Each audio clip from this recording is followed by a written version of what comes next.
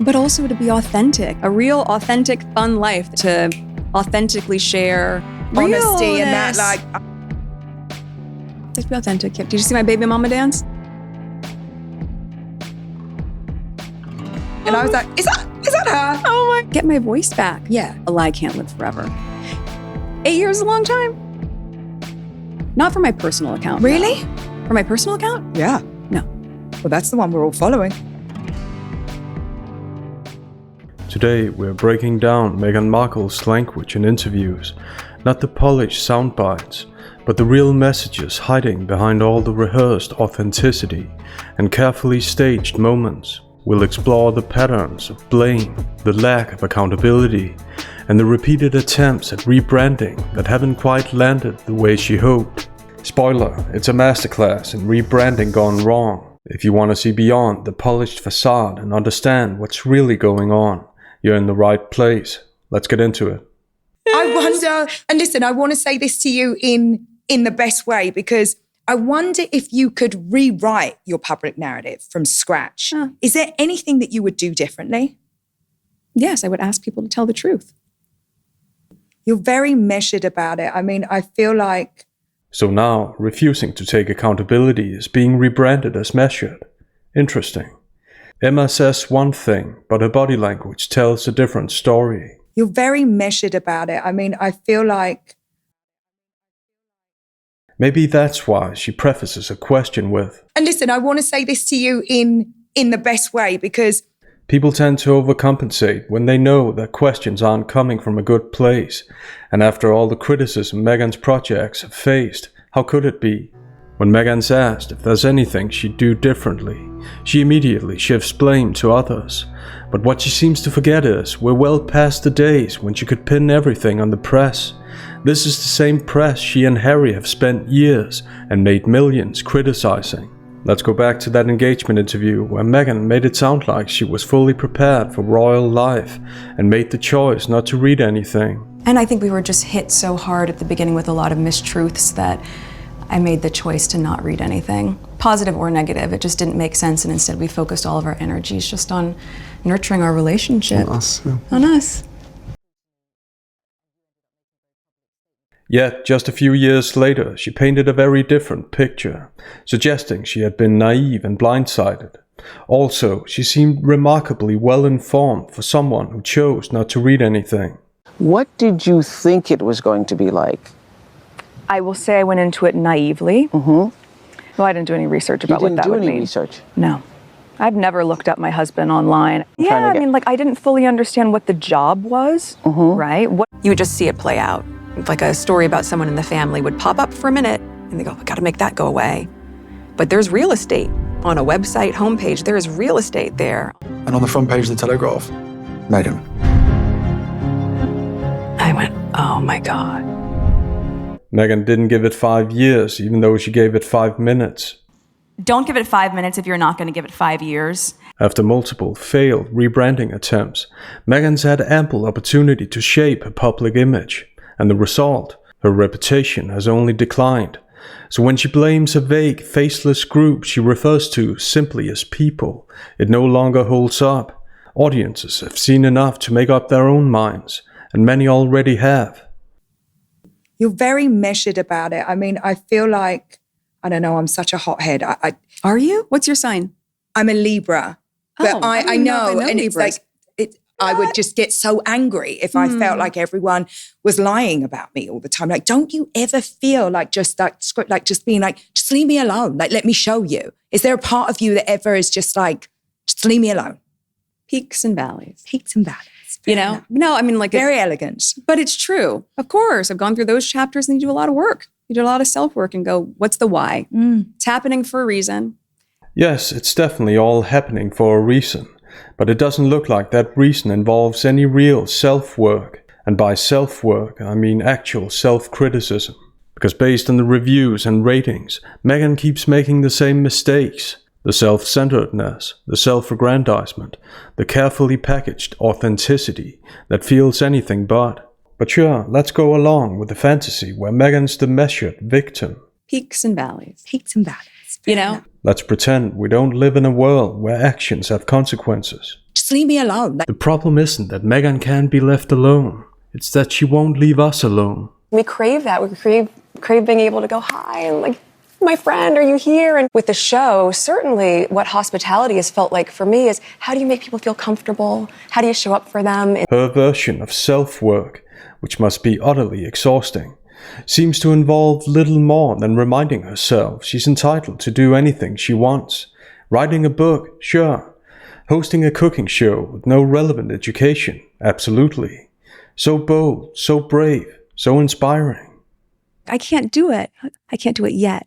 No, I'm not good enough. I'm not good enough yet.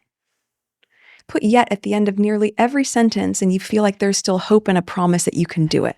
Yes, that applies to every adult. That applies to me right now, all of us. Yeah, yet. I don't know what I'm doing yet. I haven't found my soulmate yet. Everything is yet. The power of yet. The power of yet. The power of yet. The power of yet. If you don't know what you're doing, putting yet at the end of your sentences isn't going to change that. And no, it doesn't apply to every adult, because some adults actually have talent and don't need false assurances disguised as empowering mottos. The power of yet. The power of yet. Mm-hmm. I get so many questions about self-worth, like, when am I going to finally feel worthy? And it's like, yet. Mm-hmm. Yet. You feel worthy when you're doing something you're good at, when what you do matters to people and not just to yourself. You feel unworthy when you're bad at something you pretend to be good at. It's a question about skills, not about saying yet. It's happening for a reason. And my dear friend Serena, who I'm sure you know. I love Serena. She's like my girl crush. Talk about successful entrepreneur, by the way. Oh, yeah. Yeah. Oh, yeah. Yeah. She's doing so well. And judging by Meghan's overly enthusiastic facial expressions and micro-expressions, she clearly loves talking about someone who's actually successful. She's doing so well.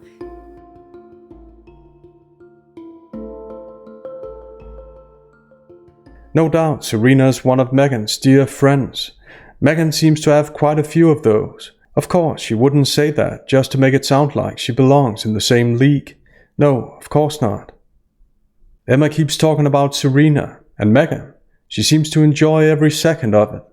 She said to me, killing. I mean, she's literally, it's amazing that she can have like that type of career and then this type of business career. I don't even know that people fully have grasped like how successful she is. But also translating knowledge from the court and being dedicated and all the things to another avenue. It doesn't mean that you have to stay in one lane for your whole life. It means that you can translate those skills somewhere else. That's probably part of the magic. Meghan couldn't wait to jump in and overlap, just to make sure everyone gets the right impression of where the magic really comes from.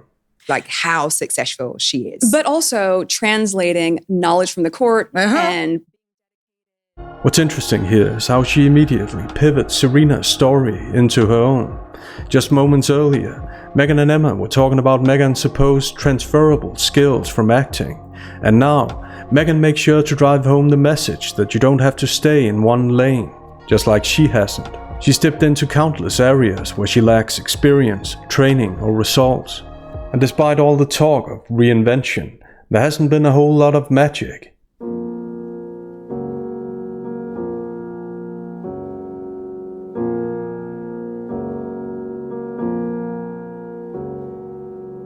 That's probably part of the magic. But she told me years ago, a lie can't live forever. 8 years is a long time, but not forever. Yes, because the problem couldn't possibly be Meghan's self-centered speeches or entitled complaints. It was at that moment that I realized the magnitude of my actions. I joined you in London in 2019. I was now married, and I was now a mom. You know, unlike what you see in the movies, there's no class on how to speak, how to cross your legs, how to be royal. It's not like she's been criticizing Harry's family or anything. The same family that gave her a title, which conveniently opened the doors to Netflix, despite having no real talent to back it up. that I wasn't being thrown to the wolves, I was being fed to the wolves. The lack of accountability isn't just troubling, it's pathological. So what's more likely? That people, this vague, nameless group Meghan keeps blaming, have been lying for 8 years, or that she's made some mistakes along the way. When you brand yourself as the greatest person ever, admitting to even the smallest fault becomes impossible. 8 years is a long time, but not forever. The lie, Meghan's word for truth, will keep going for anyone who refuses to pay attention to reviews, public opinion, or take an honest look at their own talent, or lack of it. No matter what you're going through, what your experience has been, you set boundaries of where you're comfortable, and it's okay to say no. It's okay to say, I'm not comfortable answering that. It's okay to pivot. Oh, yeah. And to really get to the place where you don't feel as though you have to explain yourself. And I think that comes with time, maturity, work, support surrounding you. Mm-hmm. Meghan has a way of making self-serving excuses sound like objective, empowering advice, because no matter how hard she tries to make not feeling as though you have to explain yourself sound like some kind of an achievement, in her case, it comes from a mindset of not wanting to be held accountable for anything she's said, done, or is currently doing. It's not about confidence, it's about dodging accountability. The only way Meghan will explain herself is in a carefully staged environment with a partisan interviewer asking pre-approved, comfortable questions, to use Meghan's own adjective, like the Oprah interview. Just watch one of Oprah's many raw and authentic reactions. When I was pregnant, concerns and conversations about how dark his skin might be when he's born. What? Or that moment when Meghan made it sound like it was emotionally difficult to bring up how Catherine, Princess of Wales, supposedly hurt her feelings. Did you make Kate cry? No. So where did that come from?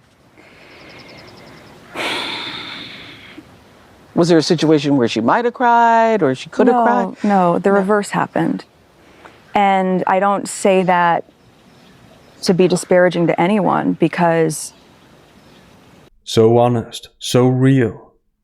The most important thing for them, before I do any interview, I have a conversation with whoever I'm interviewing and ask, tell me what your intention is, and I will tell you what my intention is, and let's see if we can align those two, because I don't want you to finish an interview and at the end of the interview say, I wish I had said.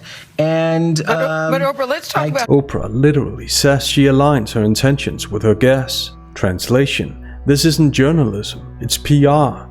Her interviews promote their narrative. No wonder disingenuous celebrities love her. It's okay to say, I'm not comfortable answering that. Translation: I only answer questions that portray me in a favorable light, with interviewers who won't challenge me. And given Meghan's supposedly high moral standards, it's interesting how she claimed to have forgiven Catherine, yet somehow found a way to criticize her all over again. A few days before the wedding, she was upset about something pertaining to, yes, the issue was correct, about flower girl dresses, and it made me cry, and it really hurt my feelings. Okay. And I've forgiven her, right? Mm-hmm. And I thought, in the context of everything else that was going on in those days leading to the wedding, that it didn't make sense to not be just doing what everyone else was doing, which was trying to be supportive, knowing what was going on with my dad and whatnot. Meghan's self-serving excuse about not having to explain herself sounds an awful lot like her self-aggrandizing moment with Jamie Kern Lima when she brought up the so-called prove it game. Brace yourself. We've talked about this when you're out at the prove it game. Yes. Will you share more? Prove that you're a good wife or a good friend. And I was like, I am just so done with the prove it game. The irony and deception in that statement is hard to ignore, especially considering the entire podcast is one long attempt to prove that Meghan is the ultimate wife, mother, entrepreneur, you name it. She's not done with the prove it game. She's busier than ever playing it, one failed rebrand at a time. Prove it game is a convenient oversimplification, a way to avoid responsibility. Because with mantras like that, no matter what the reviews or ratings say, you're always good enough, and anyone who disagrees is just judgmental, a hater, or jealous. It's the perfect formula. Deflect criticism, play the victim, and cast yourself as the bigger person all at once. And then she goes a step further and says she doesn't have to prove anything. Yes. When you get to the place where you feel, I don't have to prove anything to you anymore. I don't have to prove that I'm a good person. I don't have to prove to you that I'm a good wife or mom or friend. I don't have to prove that I work hard. That's not empowerment. That's someone who's in it for herself. Someone who doesn't care about meaningful feedback, only about image management. Someone who creates shows and podcasts, not because the audience wants them, but because she wants a rebrand. Because I know that I'm a great friend, and I know the kind of mom I am, and I know the kind of human being I am, and I know how I show up. Getting out of the prove it game, feels like joy, tastes like freedom. All of the above. All of the above. Yeah. That's so beautiful. There's nothing beautiful about two adults parroting affirmations that they don't need to change anything, how they act, what they say, or how they carry themselves. Especially when the reality is there's a lot of self-work to be done before the vast majority of people can relate to them in any meaningful way, but the kind of change that's actually needed. That's not the kind you get from book deals or honorary titles. It's not the kind of change people like Meghan and Jamie seem capable of, no matter how many times they repackage themselves. It's strange, isn't it? You never hear renowned artists, chefs, or actors struggling with the prove-it game. Imposters, on the other hand, well, that's a different story. But also to be authentic. I don't think there's any value either in being so rehearsed and just having your talking points and just saying the thing. No, just talk. It's just not the time for it. Well, it seems it is the time for it, because this entire interview is a study in how not to be honest about what people actually think of you, authentically. Instead, it's just a loop of rehearsed talking points, which is probably why Meghan makes such a big deal out of repeating the word authentic. She knows how inauthentic both she and interviews like this really are. Despite all the planned setups, pre-approved questions, and perfectly timed smiles, we're still supposed to believe she's being real. Clearly, Meghan doesn't think very highly of the critical thinking skills of the people she's trying to win over. I think that there is an element of where we are in culture right now that, like it or loathe it, we crave authenticity. Like, we want those people that we believe, rightly or wrongly, are telling us the truth. Yes. And so I feel like there is no point in having rehearsed lines and a narrative that is fully, written out that isn't your own. You have to be authentic. Just be authentic. I can't help but wonder, is Emma using Meghan's script? The one built entirely around the painfully virtue-signaling platitude authentic? Because authenticity is one thing Meghan's interviews consistently lack, and maybe Emma knows that. The engagement interview was the first warning sign. So for both of us, it was just a really authentic and organic way to get to know each other. Funny how people who know they aren't authentic are always the first to say they are. They can't show it, so they say it, which ironically proves they're not. That kind of contradiction speaks to a deep lack of self-awareness. Could Emma's laughter actually be a way of disguising subtle criticism, revealing her skepticism of Meghan? Could she actually be subtly reprimanding Meghan? Because if she is, it's wrapped in enough passive aggression and forced laughter to go unnoticed, at least on the surface. Whatever the truth may be, there's only one way to describe what follows next. One of the most contrived and cringeworthy interview moments in human history. You have to be authentic. Just be authentic. Did you see my baby mama dance? I mean, stop it. First of all, can I just tell you, the timing of that, we maybe watched it like 20 times yesterday, and I was like, is that her? Oh my God. Is that Prince Harry there with the fingers and the... I was like, okay. Yeah. Okay. Meghan and Harry, let's go. But I think that's you, right? Like, that's you in a way that we kind of haven't been able to see you before. And I did like a little secret cheer because I was like, well, that's what I kind of want to see from you. Like, I want to see that happiness and that honesty and that But also, by the way, that wasn't yesterday. No, that was 4 years ago. So it's also a really great reminder that with all the noise or whatever people do, there's still a whole life, a real, authentic, fun life that's happening behind the scenes. I'm just grateful that now, being back on social as well, I have a place where I can share it on my own terms. On your own terms. And that's really, really important. Yes, it's definitely on her own terms. Rebranding at all costs, no matter how much it exposes a complete lack of self-awareness. Just be authentic. Did you see my baby mama dance? The question isn't whether Emma saw it. The real question is, how could she not? There was no escaping that video.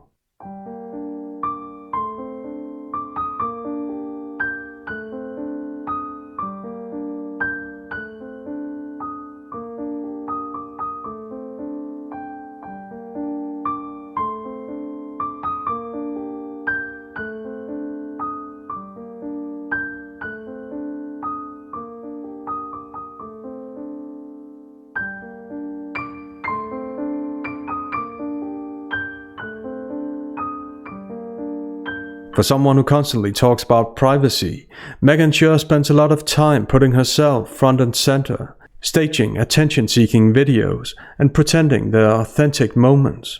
Meghan's statements reveal just how carefully staged that dance video really was. The minute Emma brings up authenticity, Meghan immediately jumps in to mention the video, completely unprompted. And she can't wait for Emma to describe it, so she overlaps. Because of course, Meghan has to make sure her intentions behind the video are properly labeled. That happiness and that honesty and that Leave it to Meghan to describe Emma's alleged experience of the dance video. The dance, and this entire conversation about the dance, is a calculated but ultimately futile attempt to make people identify with her. It's about as real and authentic as a paparazzi photo taken by your own PR team, or a Vogue cover story titled, "I Woke Up Like This." It's interesting how Emma keeps repeating the word timing, while Meghan just laughs, because Emma's actually onto something. That dance video, and Meghan's choice to bring it up right then, is a textbook example of timed authenticity, yet another rebranding attempt, and another inevitable rebranding failure. And nothing says inauthentic quite like that. That with all the noise or whatever people do, there's still a whole life, a real, authentic, fun life that's happening behind the scenes. Meghan does two things here. First, she conveniently dismisses any criticism as mere noise, a perfect way to avoid taking it seriously or owning up to anything. Second, she jumps ahead and draws the conclusions for people before they even have a chance to think for themselves, steering exactly what she wants them to take away from publicizing the video. People are supposed to extract a real, authentic, fun life from a brief, staged moment. I've said it before and I'll say it again. Meghan clearly doesn't think very highly of the critical thinking skills of the people she's trying to win over. But also, by the way, that wasn't yesterday. No, that was 4 years ago. Meghan didn't need to publicize that video 4 years ago, but now, facing backlash, suddenly it's necessary. That says a lot about how calculated and utterly inauthentic that move really was. That's you in a way that we kind of haven't been able to see you before. And I did Actually, we have seen plenty of these moments, staged moments dressed up as unplanned ones, all designed to make Meghan appear natural, relatable, down to earth, and fill in whatever other annoying cliches fit the script. Like Emily, who's right here. And she's going on a trip soon to Costa Rica to do some aid work because she said that my UN stuff inspired her. I wrote you a letter. I brought it. Okay, that is amazing.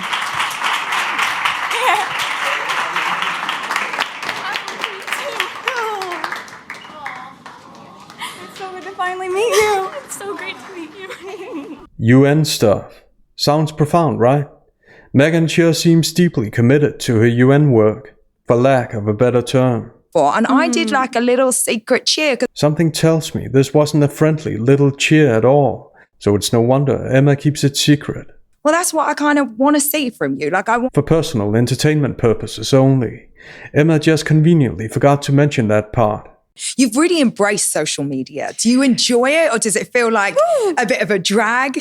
No, it doesn't feel like a drag. It feels liberating. I have to look again. What was my intention? I came back, started the account in January of this year. Was it only January? Yeah. Oh. The last time I was on social, Boomerang was around. Oh, Lord. It's been a minute. There was no stories. All of it's new. There were no gadgets where you could have a little tripod that I'm sitting. You should see me sitting there trying to figure out the magnet on it. I was like, oh, okay. Yes. Meghan makes it sound like she hasn't been on social media for centuries, as if she hasn't been paying close attention to every word said about her, and as if there was ever a time she didn't feel liberated, which is the hyperbolic, unreliable buzzword she uses. Meghan's body language is as unreliable as her statements. All of it's new. There were no...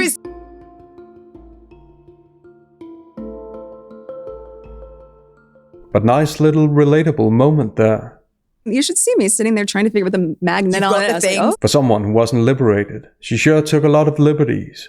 There was no guidance. There's no class on how to speak, how to cross your legs. Figuring I don't have key lights and I don't have all this business yet, but I don't know if you need it. I think if part of it is just being able to authentically share in real time the things that are happening that I think someone might be able to laugh with or enjoy or be inspired by, then I want to do that in a way that feels like I can still have my hands on it and not be overproduced. I don't know, that dance video looked pretty overproduced to me.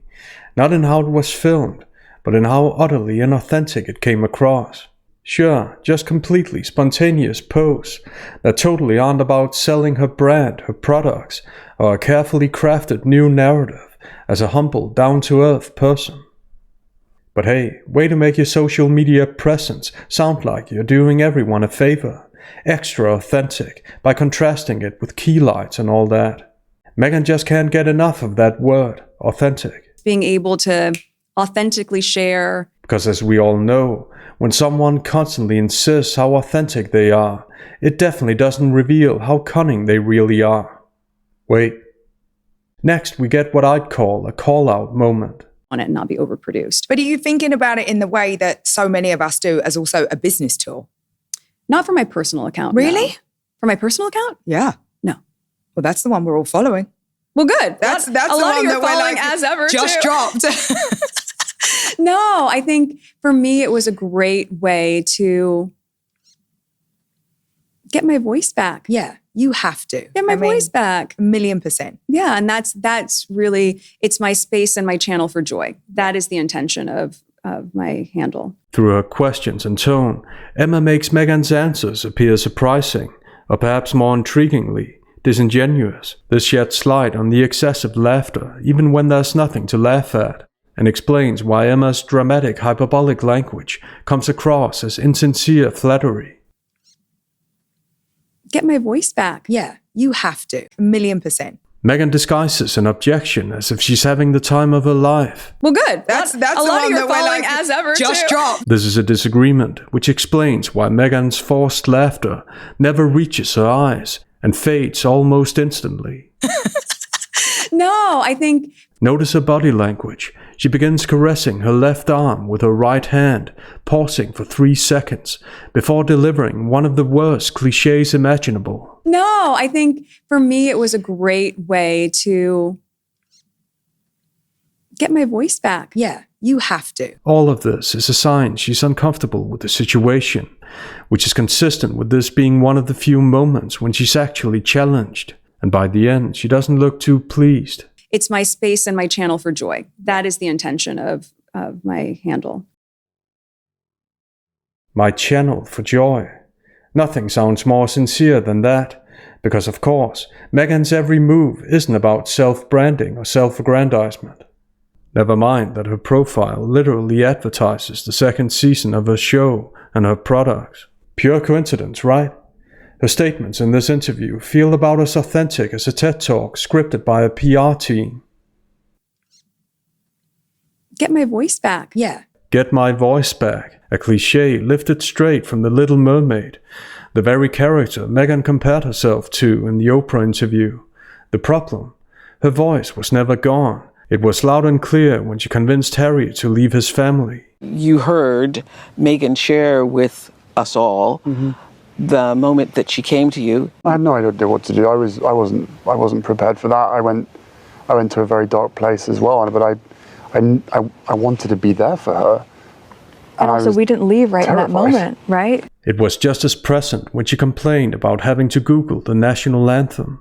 No one thought to say, oh, you're American. You're not going to know that. That's me late at night Googling, what's the national, I've got to learn this. If you enjoyed this breakdown, don't forget to like, subscribe, and click that notification bell. See you next time, and remember, keep it authentic.